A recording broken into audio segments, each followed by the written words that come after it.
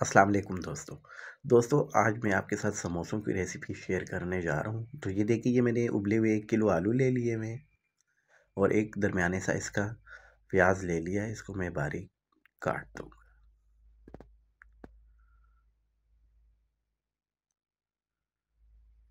ये इस तरह बारीक काट लेंगे और फिर एक फ्राई पैन लेकर उसमें 3 टेबलस्पून ऑयल डालकर आप इसमें प्याज को हल्का ब्राउन करें।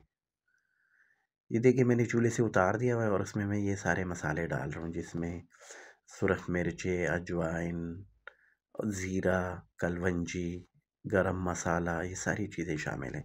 मैंने वैसे मेंशन की हुई हैं सारी, आप वहाँ से भी देख सकते हैं।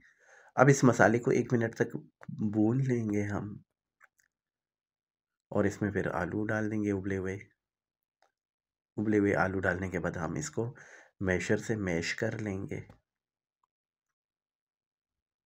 तो ये कुछ इस तरह शक्ल निकल आएगी इनकी।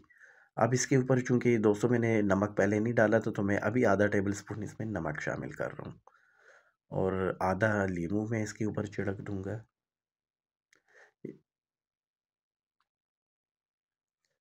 इसी तरह मैं 2 बारीक हरी मिर्चें भी इसके ऊपर डाल दूँगा।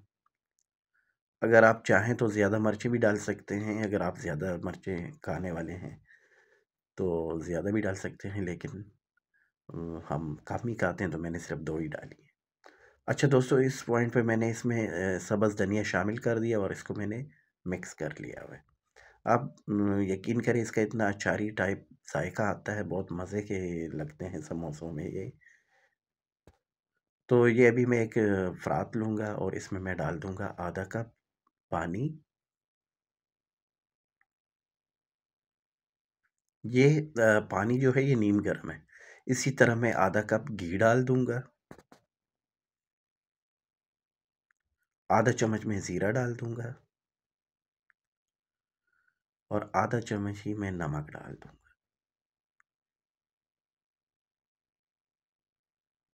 इसी तरह ये मिक्स कर दूँगा और फिर मैं इसमें 2 कप मैदा डाल दूँगा।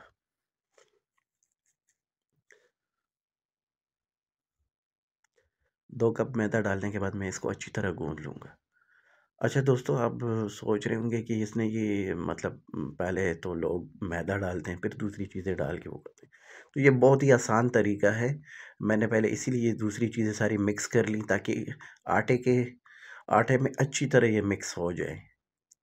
आपको बहुत झंझट में नहीं पड़ना पड़ता, क्योंकि आप पहले मैदे के अंदर घी डालते हैं, नमक वगैरह ये चीज़ें डाल के पहले आप उसको अच्छी तरह घी मिक्स करते हैं, फिर पानी-शानी डाल के उसको गूँथते हैं। तो उस झंझट से बचने के लिए आप बस आपको मिकदार याद होनी चाहिए कि इतनी मिकदार होती है, वही सारी चीज़ें इकट्ठी डाल दें और एंड पे मैदा डाल के उसको अच्छी तरह गूँध लें। अब इसमें मैं मज़ीद कोई पानी वगैरह शामिल नहीं करूँगा, बस इसी में ये सारा कुछ गूँधा जाएगा। अच्छी तरह गूँधा जाएगा और बड़ा अच्छा आटा गूँधा जाएगा। तो ये देखिए, ये मैं इसको इस तरह अच्छी तरह गूँध रहा हूँ और इसको मैं इसी तरह हाथों की मदद से एक रोल टाइप बना दूँगा।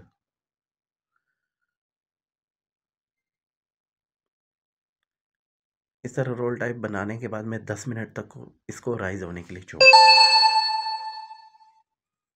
जब ये 10 मिनट तक राइज़ हो गया हुआ है, अब मैं इसके छोटे-छोटे पेड़े बना लूँगा। अगर आप पोरी-पोरी इसके पेड़े बनाएँगे तो वो चूँकि आटा वो राइज़ नहीं हुआ होता, तो वो जो है ना, उसकी पट्टियाँ फिर साइडों पे फटना शुरू हो जाती हैं जब आप बेलते हैं। तो ये देखें, ये मैंने इस तरह के ना एक पेड़ा बना लिया है, अब ये मैं दूसरा भी बना रहा हूँ। इस तरह मैं 16 पेड़े बना लूँगा, जिसके 32 समोसे बन जाएँगे। ये बहुत मुनासिब साइज़ है। आप ख़ुद खाना चाहें तो तब भी आप आराम से खा सकते हैं। अगर आपने मेहमानों को पेश करने हैं तो बहुत मुनासिब साइज़ है। अ, आप इज़ीली मेहमानों के सामने भी ये पेश कर सकते हैं। अच्छा दोस्तों, इस दौरान अगर मेरी रेसिपी आपको अच्छी लगती है तो प्लीज़ मुझे लाइक करें, सब्सक्राइब करें और कमेंट भी कर लिया करें। मैंने अपना यूट्यूब का नया-नया चैनल खोला हुआ है। तो ये मेरी दूसरी तीसरी रेसिपी है जो मैं अपने चैनल पे डाल रहा हूँ। तो ये देखिए, ये मैंने 16 पेड़े बना लिए मैं। अब मैं इनको ना बेल लूँगा।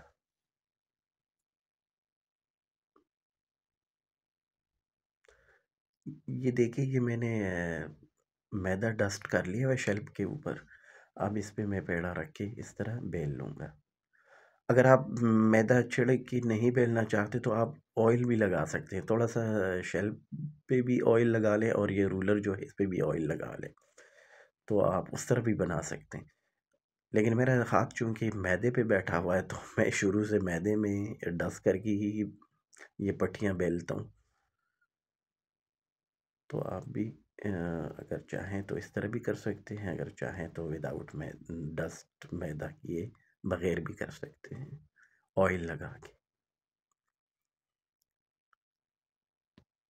तो ये देखिए कि इस तरह की पट्टियाँ बन जाएंगी।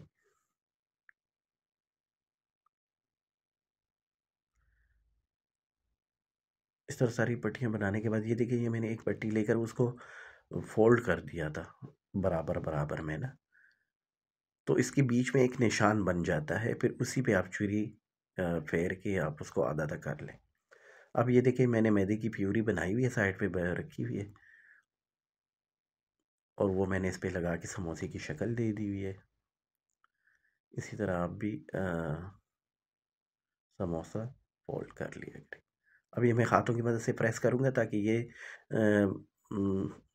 फ्राई होने के दौरान खुले ही ना। इसी तरह मैंने कांटे की मदद से इस पे निशान भी लगा दिए हैं। ये देखने में बहुत खूबसूरत लगता है। प्लेट में रखा हुआ हो तो बहुत प्यारा लगता है, मेहमानों के सामने पेश करना हो तो वह अच्छे डिज़ाइन का बन जाता है ये। दोस्तों, मैं तकरीबन 20 साल से ये समोसे बना रहा हूँ।